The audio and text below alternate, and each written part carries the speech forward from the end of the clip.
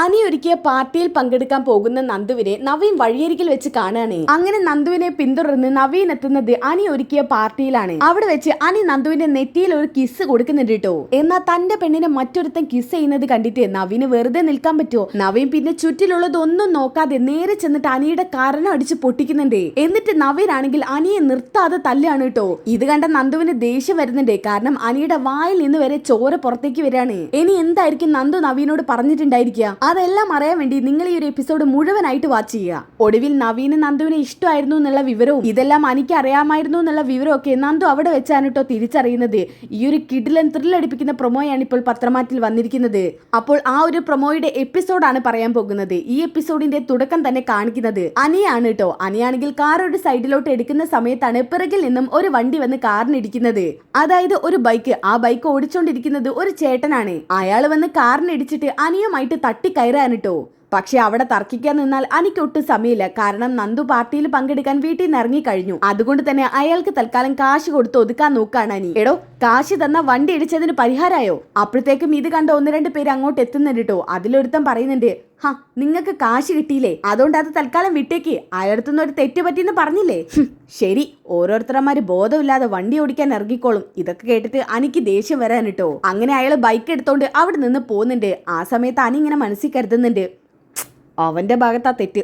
പക്ഷേ നന്ദുവിന് ഞാനൊരു party ഒരുക്കിപ്പോയി. Birthday പാർട്ടിക്ക് ഉണ്ടായതുപോലെ ഇനി ഉണ്ടാവാൻ പാടില്ല.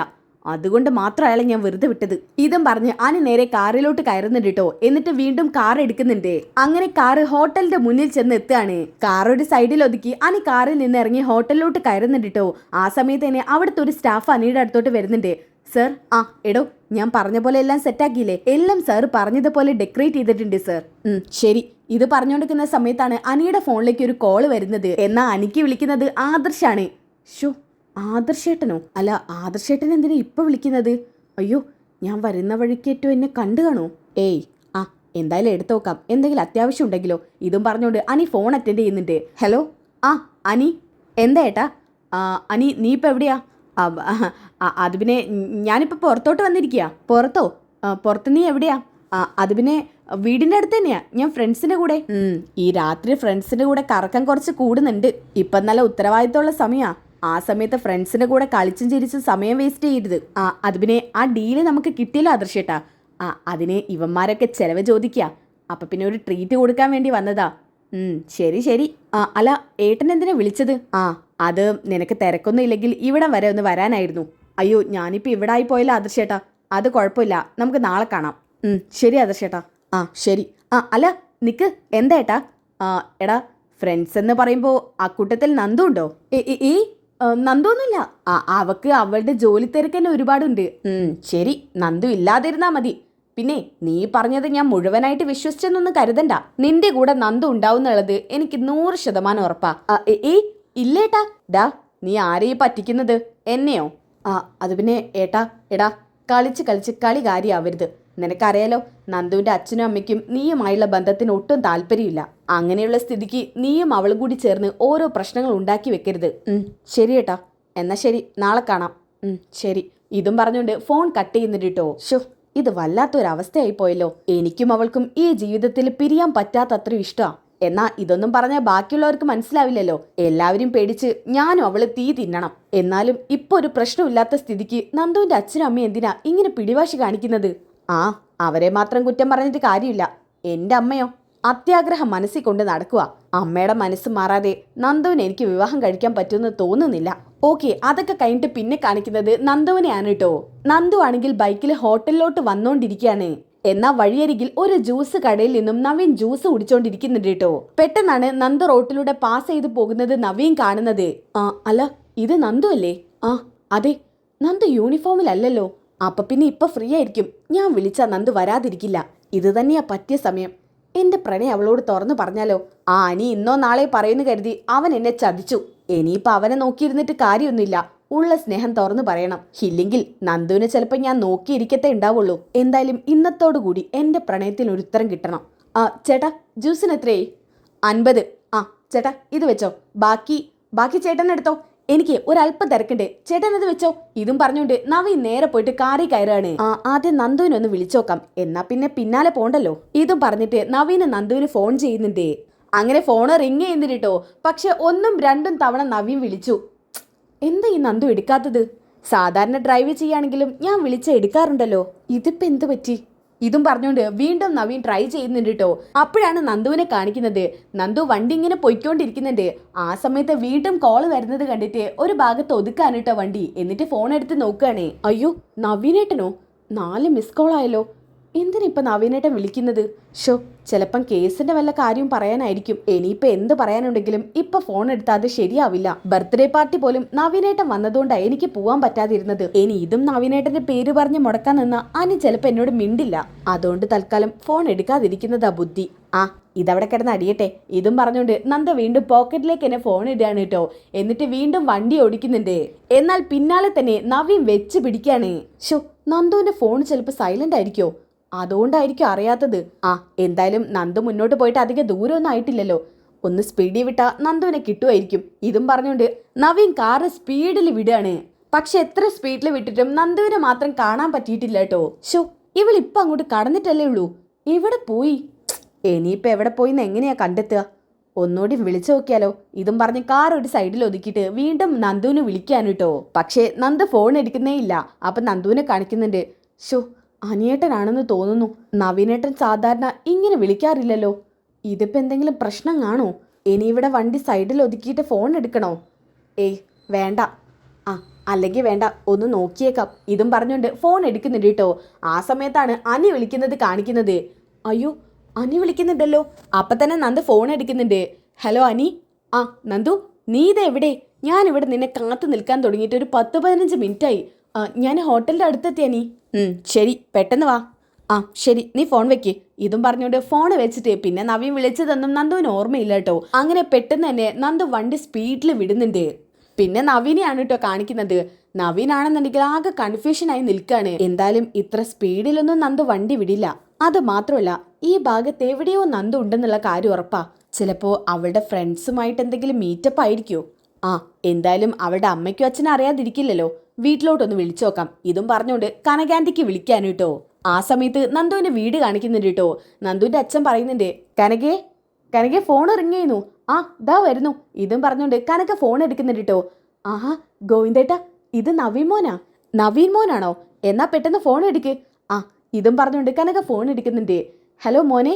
ആ ആൻറ്റി. എന്താ മോനെ? ആദ്യം തന്നെ നന്ദ എവിടെ പോയിന്ന് ചോദിക്കുന്നത് ശരിയല്ല. ആ, അവിടെ ഉണ്ടോയെന്ന് ചോദിക്കാം. ആൻറ്റി, നന്ദു അവിടെ ഉണ്ടോ? നന്ദുവിൻ്റെ ഒരു ജോലിയുടെ ആവശ്യത്തിന് പോയേക്കുവാ. ആണോ? നന്ദു എവിടേക്കാണ് ജോലിയുടെ ആവശ്യത്തിന് പോയതെന്നറിയോ? ആ, അത് പറഞ്ഞിരുന്നു. പോലീസ് സ്റ്റേഷൻ്റെ അടുത്തുള്ള ഏതോ ഹോട്ടലിലാണെന്നാ പറഞ്ഞത്. പിന്നെ പോലീസുകാരെല്ലാവരും കൂടി ചേർന്നിട്ടുള്ള ഒരു മീറ്റിംഗ് ആണെന്നും പറഞ്ഞു. പോലീസ് സ്റ്റേഷൻ അടുത്തോ? പോലീസ് സ്റ്റേഷൻ അടുത്ത് ഏത് ഹോട്ടല്? ഇനിയിപ്പോൾ ഹോട്ടലുണ്ടെങ്കിൽ തന്നെ ഇത് പോലീസ് സ്റ്റേഷൻ്റെ അടുത്ത ഭാഗമൊന്നും അല്ലല്ലോ. എന്താ മോനെ? മോനെന്താ അങ്ങനെ ചോദിച്ചത്? ഏയ് ഒന്നുമില്ല ആൻറ്റി. ഞാനേ നന്ദുവിനെ വിളിച്ചിട്ട് ഫോൺ എടുക്കുന്നില്ല. ചിലപ്പോൾ നന്ദു അവിടെ ഉണ്ടാവുമെന്ന് അറിയാൻ വേണ്ടി ആൻറ്റിയുടെ ഫോണിലേക്കൊന്ന് വിളിച്ചതാ. ഒരു കേസിൻ്റെ കാര്യം ചോദിക്കാനുണ്ടായിരുന്നു. ഓ അങ്ങനെ. അവളെ വിളിച്ചിട്ട് കിട്ടുന്നില്ലേ? ഇല്ല. എന്നാ പിന്നെ മോൻ വെക്ക്. ഞാനേ അവളെ ഒന്ന് വിളിച്ചു നോക്കട്ടെ. ചിലപ്പോൾ മീറ്റിങ്ങിൽ പങ്കെടുക്കുമായിരിക്കും. അതുകൊണ്ടായിരിക്കും ഫോൺ എടുക്കാത്തത്. ചിലപ്പം അതുകൊണ്ടായിരിക്കും ആൻറ്റി. അല്ല, മോന് കേസിൻ്റെ കാര്യം പറയാനല്ലേ? അതെ. ശരി, ഞാൻ എന്തായാലും മോളെ വിളിച്ചിട്ടേ കിട്ടുവാണെങ്കിൽ തിരിച്ച് മോന് വിളിക്കാം. ശരി ആൻറ്റി. ഇതും പറഞ്ഞ് നവീൻ ഫോൺ വെക്കുന്നുണ്ട് കേട്ടോ. ഗോവിന്ദേട്ടാ, നവീൻ മോൻ ചോദിച്ചതേ നന്ദു എവിടുന്നാ? നന്ദു പോലീസുകാരുടെ കൂടെ മീറ്റിങ്ങിന് പോയതാണെന്നല്ലേ പറഞ്ഞത്? അവളെ എന്നോട് അങ്ങനെയാ പറഞ്ഞത്. പക്ഷെ എനിക്കതിൽ സംശയമുണ്ട് ഗോവിന്ദേട്ടാ. സംശയോ? എന്ത് സംശയം? എൻ്റെ ഗോവിന്ദേട്ടാ, ഞാൻ ഓരോന്ന് ചോദിക്കുമ്പോഴേ അവൾ കള്ളം പറയുകയാണെങ്കിൽ തപ്പിൻ തടഞ്ഞാ സംസാരിക്കാറ്.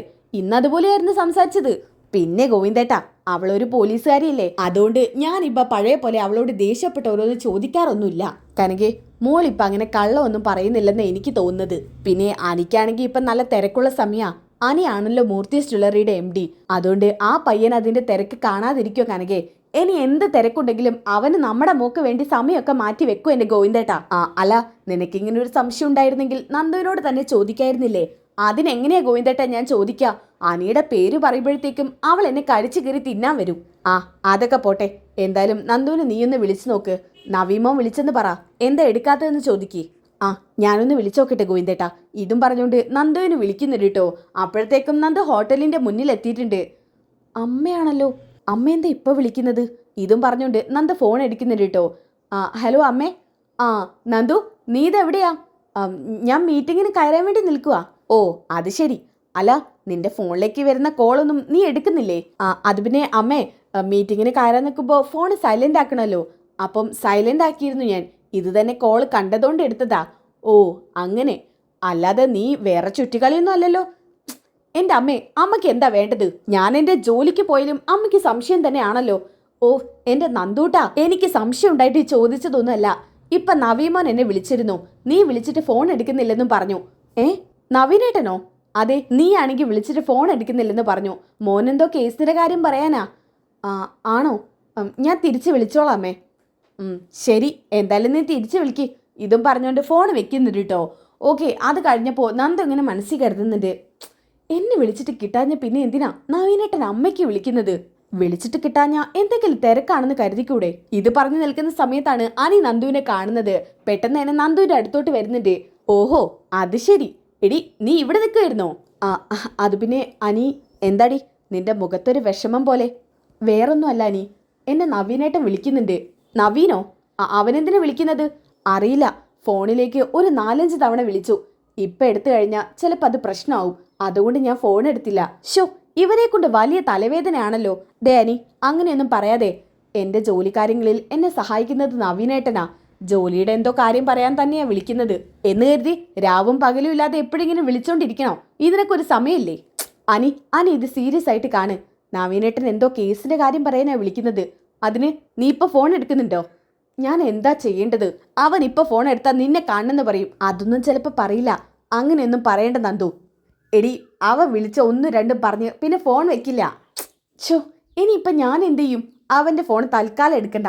നമ്മുടെ പാർട്ടിയൊക്കെ കഴിഞ്ഞ് പോകുന്ന സമയത്ത് എടുത്താൽ മതി. നീ പോലീസുകാരുടെ മീറ്റിംഗ് ആണെന്നല്ലേ പറഞ്ഞത്? അത് കഴിഞ്ഞ് ഇറങ്ങിയിട്ട് വിളിക്കുകയാണെന്ന് പറഞ്ഞാൽ മതി. അത് പറഞ്ഞ് എൻ്റെ അമ്മയച്ഛനെയും പറ്റിക്കാം. പക്ഷെ നവീനേട്ടൻ എനിക്ക് പറ്റിക്കാൻ പറ്റില്ല. എന്നാ പിന്നെ അവനെ പറ്റിക്കാൻ പറ്റി എന്തെങ്കിലും കള്ളം ഉണ്ടെങ്കിൽ അത് പറ. ഇങ്ങനെ പ്രണയിച്ചെടുക്കുമ്പോൾ ചിലപ്പോൾ കുറച്ച് കള്ളങ്ങളൊക്കെ പറയേണ്ടി വരും. എന്തെങ്കിലും ആവട്ടെ. എന്നാ പിന്നെ വാ.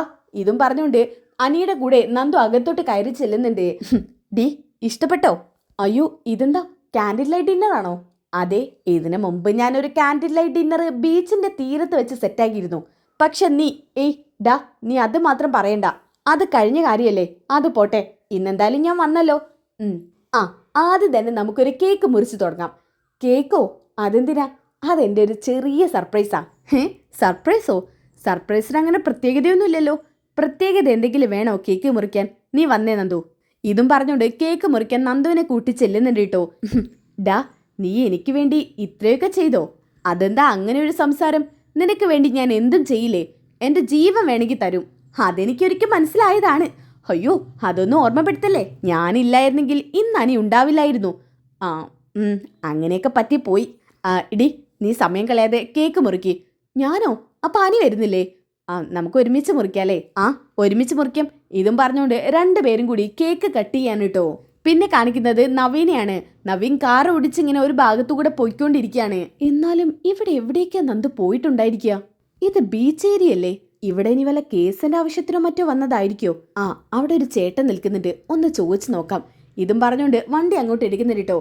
ഹലോ, ചേട്ടാ. എന്താ ചേട്ടാ, ഇതിലൂടെ ബൈക്ക് ഓടിച്ച് ഒരു പെൺകുട്ടി പോകുന്ന കണ്ടിരുന്നോ? ഇപ്പോ? ഞാൻ കണ്ടിട്ടില്ല.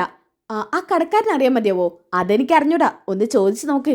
അങ്ങനെ നവീനാണെങ്കിൽ കാറിൽ നിന്ന് ഇറങ്ങി ചെല്ലുന്നുണ്ട് കേട്ടോ ആ കടക്കാരനോട് ചോദിക്കാനായിട്ട്. ആ സമയത്താണ് തൊട്ടപ്പുറത്തുള്ള ഹോട്ടലിന്റെ ഫ്രണ്ടിലായിട്ട് നന്ദുവിന്റെ ബൈക്ക് എടുക്കുന്നത് കാണുന്നത്. ഇത് നന്ദുവിന്റെ വണ്ടിയല്ലേ? അപ്പോ നന്ദു ഈ ഹോട്ടലിലോട്ടാണോ വന്നത്? എന്താ മോനെ, കരിക്ക് വേണോ? വേണ്ടേട്ടാ. ഇതും പറഞ്ഞുകൊണ്ട് കാർ ഒരു സൈഡിലേക്ക് ഒതുക്കിയിട്ട് നവീൻ നേരെ ഹോട്ടലിലോട്ട് ചെല്ലാണ്. യെസ്, ഇത് നന്ദുവിന്റെ വണ്ടി തന്നെ. നമ്പറൊക്കെ അത് തന്നെയാ. അപ്പോൾ നന്ദു ഇതിനകത്തുണ്ട്. ഇതും പറഞ്ഞുകൊണ്ട് നവീൻ നേരെ കയറി ചെല്ലാനിട്ട് ഹോട്ടലിനകത്തോട്ട്. ആ സമയത്താണ് ഒരു സൈഡിലായിട്ട് കാൻഡിൽ ലൈറ്റ് ഡിന്നർ ഒരുക്കിയിരിക്കുന്നത് കാണുന്നത്. അവിടെയാണെങ്കിൽ നന്ദുവും അനിയും ഉണ്ട് കേട്ടോ. നന്ദനെയും അനിയെയും കണ്ട പാടെ തന്നെ നവ്യ മനസ്സിൽ കരുതുന്നുണ്ട്, ഇവനെ കാണാനായിരുന്നോ നന്ദു വീട്ടിൽ കള്ളം പറഞ്ഞിറങ്ങിയത്? ഒന്നും മനസ്സിലാവുന്നില്ലല്ലോ. അല്ല, എന്തെങ്കിലും പാർട്ടി കൊടുക്കുകയാണെങ്കിൽ ഇവൻ എൻ്റെയും കൂടി വിളിക്കേണ്ടതാണല്ലോ. ചിലപ്പോൾ അന്ന് ഞാൻ അവനെ വിളിച്ചില്ലല്ലോ. നന്ദുവിനെ മാത്രമല്ലേ ഡിന്നറിന് വിളിച്ചത്. അതിൻ്റെ ദേഷ്യം വല്ലതും ആയിരിക്കും. എൻ്റെ പെണ്ണിനെ തട്ടിയെടുക്കാൻ നീ ഓരോ തന്ത്രങ്ങൾ മെനയാണല്ലേടാ. നീ ക്യാൻഡിൽ ലൈറ്റ് ഡിന്നർ ഒരുക്കുമ്പോഴേക്കും എന്റെ പെണ്ണ് നിന്റെ വലയിൽ വീഴുന്നു നീ കരുതിയോ? എന്നാ നിനക്ക് തെറ്റേടാ നീ. അവൾ അങ്ങനെയുള്ള ഒരു പെണ്ണല്ല. പിന്നെ അവൾ നിന്റെ പെണ്ണല്ല, എന്റെ മാത്രം പെണ്ണാ. ഇത് പറഞ്ഞ് അവരെ നോക്കി നിൽക്കുന്ന സമയത്താണ് കേട്ടോ നന്ദ് പറയുന്നത്, എടാ അനി, ഇനി എന്താ നമ്മുടെ അടുത്ത പരിപാടി? നമ്മുടെ അടുത്ത പരിപാടി ഫുഡ് അടി. നിനക്കിഷ്ടപ്പെട്ട വെറൈറ്റി ഫുഡ്സൊക്കെ ഞാൻ ഓർഡർ ചെയ്തിട്ടുണ്ട്. അയ്യോ അനി, ഇത് മുഴുവൻ നമ്മൾ ഒരുമിച്ച് കഴിക്കണോ? നിനക്ക് വേണ്ടത് കഴിച്ചാൽ മതി. അതൊക്കെ പോട്ടെ, ഞാനൊരു കാര്യം ചോദിക്കട്ടെ? എന്താടാ? എടി, നിനക്ക് വേണ്ടി മാത്രം ഞാൻ ഈ ഹോട്ടൽ അങ്ങ് ബുക്ക് ചെയ്തേക്കുക. ഇന്നൊരു ക്യാൻഡിൽ ലൈറ്റ് ഡിന്നർ ഒരുക്കിയേക്കുന്നത് നിനക്ക് വേണ്ടിയാ. അതിന്? ഓ, എന്താ ഒന്നും അറിയാത്ത പോലെ. അല്ല, ഇതൊക്കെ എനിക്ക് അറിയാവുന്ന കാര്യമല്ലേ. ഇതെന്തിനാ നീ വീണ്ടും പറയുന്നത്?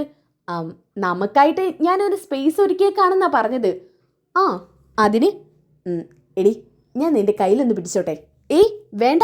ഇത് പറഞ്ഞ് കൈയെടുത്ത് മാറ്റുന്നതൊക്കെ നവീന് കാണുന്നുണ്ട് കേട്ടോ. ശിവൻ അവസരം കിട്ടിയപ്പോ എന്റെ പെണ്ണിന്റെ കൈ കയറി പിടിക്കുന്നോ? ദേ, ക്യാൻഡിൽ ലൈറ്റ് ഡിന്നറൊക്കെ ആയിരിക്കും, ഈ ഹോട്ടൽ ബുക്ക് ചെയ്തതും ആയിരിക്കും. എന്നാലും നമ്മളെ പിന്തുടർന്ന് ആരെങ്കിലും എത്തിയാലേ ഇതൊക്കെ കാണും. ഏയ്, ആരും എത്തില്ല.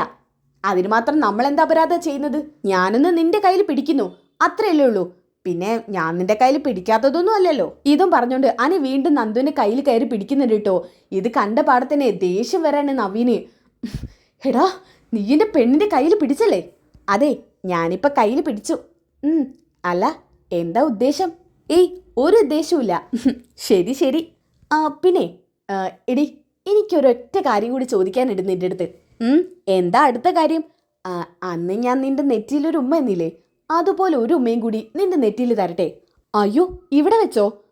അതിനെന്താ, അത് കാറി വെച്ച്. ഇതിപ്പോ ഇവിടെ വെച്ച്. ഇവിടെ നിന്നൊന്നും ആരും കാണാൻ പോകുന്നില്ല. അയ്യോ, അത് വേണ്ട നീ. എന്നാ പിന്നെ നിന്റെ ഇഷ്ടം പോലെ, വേണ്ടെങ്കിൽ വേണ്ട. ഇതും പറഞ്ഞുകൊണ്ട് അനിയാണെങ്കിൽ തെറ്റിയമിട്ട് നിൽക്കാനിട്ടോ. അപ്പൊ തന്നെ നന്ദു പറയുന്നുണ്ട്, എടാ അനി, നിനക്ക് വിഷമായോ? പിന്നെ വിഷമാവാതിരിക്കോ? ഞാൻ നെറ്റിയിലൊരു ഉമ്മ തരാന്നല്ലേ പറഞ്ഞോളൂ. എന്നാ പിന്നെ ശരി, പെട്ടെന്ന് താ. ദേ, ആരെങ്കിലും കണ്ട് എന്തെങ്കിലും വിചാരിക്കും. തരട്ടെ? പെട്ടെന്ന് താ. അപ്പോ നവീനെ കാണിക്കുന്നുണ്ട് കേട്ടോ. നവീനാണെങ്കിൽ കൈയൊക്കെ ചുരുട്ടി പിടിച്ച് അങ്ങ് ദേഷ്യത്തിലാണ്. എന്നാ പെട്ടെന്ന് അനി നന്ദുവിന്റെ നെറ്റിയിൽ ഉമ്മ കൊടുക്കുന്നതിന് പകരം കവളത്താണിട്ട് ഉമ്മ കൊടുക്കുന്നത്. ഇത് കണ്ട നവീന്റെ കൺട്രോൾ നഷ്ടപ്പെടാണ്. കവളത്ത് ഉമ്മ കൊടുത്തതുകൊണ്ട് തന്നെ അനി അങ്ങ് പിടിച്ച് തള്ളുകയാണിട്ടോ നന്ദു. അനി, എന്താ നീ ചെയ്തത്? ഓ, നെറ്റിയെന്നുള്ളത് കവളായിപ്പോയി. എന്നാ അപ്പോഴത്തേക്കും ചെയറിലിരിക്കുന്ന അനിയുടെ കാരണത്തൊരൊറ്റ ഇടി കിട്ടുകയാണിട്ടോ. അനിയാണെന്നുണ്ടെങ്കിൽ ചെയറിൽ നിന്ന് തട്ടി മറിഞ്ഞ് താഴെ വീഴാണ്. അയ്യോ നവീനേട്ടൻ, ഡാ, നീ എന്താ ഇപ്പൊ ചെയ്തത്? എന്താ ചെയ്തതെന്ന്? എടാ നവീനെ, നിർത്തു. ഇനി നീ ഒരു അക്ഷരം മിണ്ടരുത്. ഇതും പറഞ്ഞ് അനിയെ തിരിച്ചു മറിച്ച് തല്ലുന്നിട്ട് നവീന്. അയ്യോ അനി. നന്ദു, ഇവൻ നിന്റെ പെർമിഷൻ ഇല്ലാതെ നിന്നെ കിസ് ചെയ്തു. ഇവനെ ഞാൻ എന്താ ചെയ്തത്? പറയ്. എടാ നവീന്, നിനക്ക് മിണ്ടരുത്. എടാ, ഞാൻ നിന്നെ സുഹൃത്തിനെ പോലെയല്ല കണ്ടത്, എന്റെ കൂടപ്പിറപ്പിനെ പോലെയാ. എന്നിട്ടും നീ, എടാ നവീനെ, എടാ നിനക്ക് എങ്ങനെയാടാ എന്നോട് ഇങ്ങനെ ചെയ്യാൻ തോന്നിയത്? എന്നാ ഇത് കണ്ടിട്ടാണെന്നുണ്ടെങ്കിൽ നന്ദുവിനൊന്നും മനസ്സിലാവുന്നില്ല കേട്ടോ. നവീനേട്ടാ, വേണ്ട നവീനേട്ടാ, അവനെ വിട്ടേക്ക്. നന്ദു, ഇവൻ നിന്നോട് ചെയ്തത് നിന്നെ കണ്ടില്ലേ? നിന്റെ പെർമിഷൻ ഇല്ലാതെ ഇവൻ നിന്നെ കിസ് ചെയ്തത്. ഇവൻ പാർട്ടി ചെലവ് തരാന്നൊക്കെ പറഞ്ഞ് നിന്നെ ഇങ്ങോട്ട് വിളിച്ചു വരുത്തിയതാ. ഇവന്റെ കാര്യം സാധിക്കാൻ വൃത്തിയായിട്ടവൻ. ആദർശേട്ടനെ പോലും ചീത്തപ്പേരുണ്ടാക്കാൻ നടക്കുന്നവൻ. എടാ, നീ എങ്ങനെയാടാ ആദർശേട്ടന്റെ അനിയനായി പോയത്?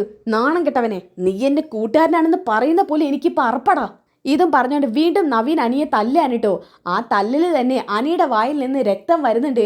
അയ്യോ ഹനി, മാറി നിൽക്കുന്നതു. ഇവനെ ഇങ്ങനെ കൈകാര്യം ചെയ്താൽ പോരാ. ഇതും പറഞ്ഞ് വീണ്ടും തല്ലാൻ നിൽക്കാനിട്ടോ. ആ സമയത്ത് വീണ്ടും ഇങ്ങനെ ചോര വന്നോണ്ടിരിക്കുകയാണ്. ഇത് കണ്ടിട്ട് നന്ദുവിന് സഹിക്കാൻ പറ്റുന്നില്ല കേട്ടോ. നവനേട്ട സ്റ്റോപ്പ്. നന്ദു, നിർത്താനല്ലേ പറഞ്ഞത്? നന്ദു, എനിക്കറിയാം, ഇവൻ എന്നെ കിസ് ചെയ്തു, അത്രയല്ലേ ഉള്ളൂ. ഇവൻ നിന്റെ പെർമിഷൻ ഇല്ലാതെ അല്ല അനി എന്നെ കിസ് ചെയ്തത്. ഞാൻ സമ്മതിച്ചിട്ടാ.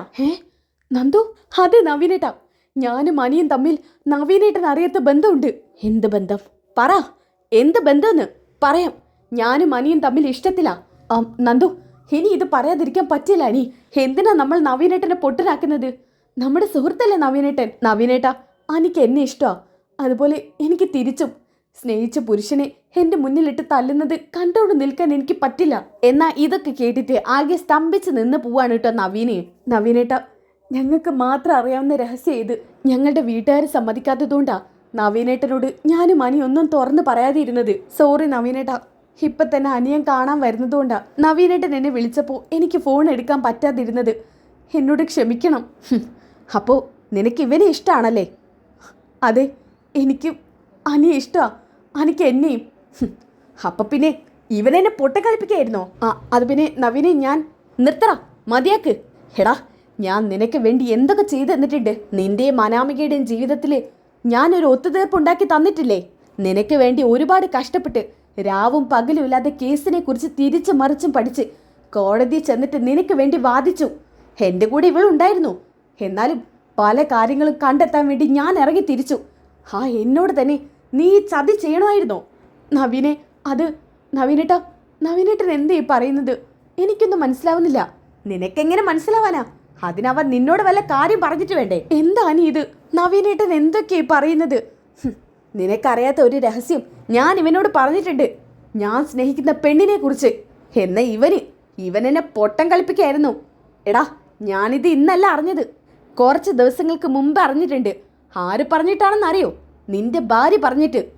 അവളാ എന്നോട് പറഞ്ഞത് നിനക്ക് ഇവളെ ഇഷ്ടമായിരുന്നു എന്ന്. നവീനെ, എനിക്ക് നന്ദുവിനെ നഷ്ടപ്പെടുന്നുള്ളതുകൊണ്ടാ ഞാൻ നന്ദുവിനോട് സത്യം പറയാതിരുന്നത്. എടാ, നീ എന്തൊരു മനുഷ്യനാടാ. നിന്നെ ജീവനത്തുല്യം സ്നേഹിക്കുന്ന ഈ പെണ്ണിനോട് തന്നെ നിന്റെ വിശ്വാസവഞ്ചന വേണമായിരുന്നോ? നിന്നെ ജീവനത്തുല്യം ഒരു പെണ്ണ് സ്നേഹിക്കുന്നുണ്ടെങ്കിൽ അത് മറ്റൊരാൾ ആ സ്നേഹം തുറന്ന് പറഞ്ഞതുകൊണ്ട് നിന്നോടുള്ള സ്നേഹം അവൾക്ക് നഷ്ടപ്പെടില്ല. നിനക്കേ അപ്പം നന്ദുവിൻ്റെ ഇഷ്ടത്തിൽ സംശയം ഉണ്ടായിരുന്നോ? നവീനേട്ടാ, എനിക്കൊന്നും മനസ്സിലാവുന്നില്ല. നവീനേട്ടൻ എനിക്ക് മനസ്സിലാവുന്ന രീതിയിൽ പറ. അത് നന്ദു, എടാ നീ ഒന്നും പറയണ്ട. പറയാനുള്ളതൊക്കെ ഞാൻ ഇപ്പം നന്ദുവിനോട് പറയും. നന്ദു, ഞാൻ എനിക്കിഷ്ടമുള്ള പെണ്ണിനെ കുറിച്ച് ഇവനോട് പറഞ്ഞിട്ടുണ്ടായിരുന്നു എന്ന് നിന്നോട് പറഞ്ഞിട്ടില്ലായിരുന്നോ? പറഞ്ഞിരുന്നു. ആ പെണ്ണ് ഏതാണെന്ന് നീ ഇന്നെങ്കിലും അറിയണം. ഞാനൊരു പോലീസുകാരിയാണെന്ന് പറഞ്ഞു, തൻ്റെടിയാണെന്നും പറഞ്ഞു. ആ പെണ്ണ് ആരാണെന്ന് മാത്രം പറഞ്ഞില്ല. എന്നാ കേട്ടോ, ഞാൻ സ്നേഹിച്ച് ഉള്ളിക്കൊണ്ട് നടന്ന പെണ്ണ് നീയായിരുന്നു. SI നന്ദന. ഞാനോ? അതെ, നിന്റെ മുഖത്തോക്കി ഞാൻ എങ്ങനെ പറയുന്നു പേടിച്ചോണ്ടാ ഇവനോട് ഞാൻ കാര്യം അവതരിപ്പിക്കുന്നത്. എനിക്ക് നിന്നെയാണ് ഇഷ്ടം ഇവനോട് തുറന്നു പറയുന്നതും. എന്നാ ഇവന് നിന്നെ ഇഷ്ടമാണ്, നിനക്ക് അവന് ഇഷ്ടമാണെന്ന് ഇവൻ എന്നോട് തുറന്ന് പറഞ്ഞിരുന്നെങ്കിൽ അന്ന് ഞാൻ നിന്നോടുള്ള ഇഷ്ടം ഉപേക്ഷിക്കുമായിരുന്നു. കാരണം ഇവൻ എനിക്ക് എൻ്റെ സ്വന്തം കൂടപ്പിറപ്പിനെ പോലെയായിരുന്നു. പക്ഷെ ഇവൻ പറഞ്ഞില്ല. എന്നാലും ഞാൻ കുറച്ച് കഴിഞ്ഞിട്ട് അറിഞ്ഞു. ഇവൻ്റെ ഓരോ കാര്യങ്ങൾ കൊണ്ട് ഇവൻ നിന്നോട് കാര്യം തുറന്ന് പറയാത്തതുകൊണ്ടും ഞാൻ നിന്നെക്കുറിച്ചൊരു അന്വേഷണം നടത്തിയടാ. അപ്പോഴാണ് നിന്റെ ഭാര്യ പറഞ്ഞത് നിനക്ക് നന്ദുവിന് ഇഷ്ടമാണെന്ന്. എന്നാ നന്ദുവിന് തിരിച്ചിഷ്ടമുള്ള കാര്യം അവൾ എന്നോട് പറഞ്ഞില്ല. അവളും എന്നെ പറ്റിച്ചു. എന്തായാലും ഒരു കാര്യം ഞാൻ തീർച്ചയാക്കി. ഇനി നിന്റെ കേസിൻ്റെ കാര്യത്തിൽ ഇടപെടാൻ ഈ നവീനെ കിട്ടില്ല. നിനക്ക് വേണമെങ്കിൽ വേറെ ആളെ നോക്ക്. ഇതുവരെ എത്തിച്ചെന്നില്ലേ, അത് എന്നെ നിനക്കൊക്കെ ധാരാളമാ. നന്ദു, ഇതുവരെ ഞാൻ നിന്നെ ആ സ്ഥാനത്ത് കണ്ടിരുന്നെങ്കിലും ഈ നിമിഷം മുതൽ ഇനി നിന്നെ ഞാൻ ആ സ്ഥാനത്ത് കാണില്ല. പിന്നെ ആ സ്ഥാനത്ത് കണ്ടതുകൊണ്ട് എന്നെ ഇനി വേറെ കണ്ണുകൊണ്ട് നന്ദു കാണുകയും ചെയ്യരുത്. ഇതും പറഞ്ഞുകൊണ്ട് അവിടെ നിന്ന് നവീൻ ഇറങ്ങി പോവാണ്. നന്ദു, ഞാൻ കേട്ടതൊക്കെ ശരിയാണോ? അത് പിന്നെ കേട്ടത് ശരിയാണോന്ന്? അതെ. എന്താ നീ ഇങ്ങനെ? നിനക്ക് എൻ്റെ പ്രണയത്തിൽ വിശ്വാസമില്ലേ? അത് പിന്നെ നന്ദു, എനിക്ക് നീ എന്നിൽ നിന്നും പോകുന്ന പേടിയായിരുന്നു. പേടിയോ? നിന്നെ ആത്മാർത്ഥമായിട്ട് സ്നേഹിക്കുന്ന ഞാൻ മറ്റൊരുത്തിന് ഇഷ്ടം വന്ന് പറയുമ്പോഴത്തേക്കും മറിച്ച് ഞാൻ അവനെ ഇഷ്ടപ്പെടുന്നു നീ കരുതിയോ?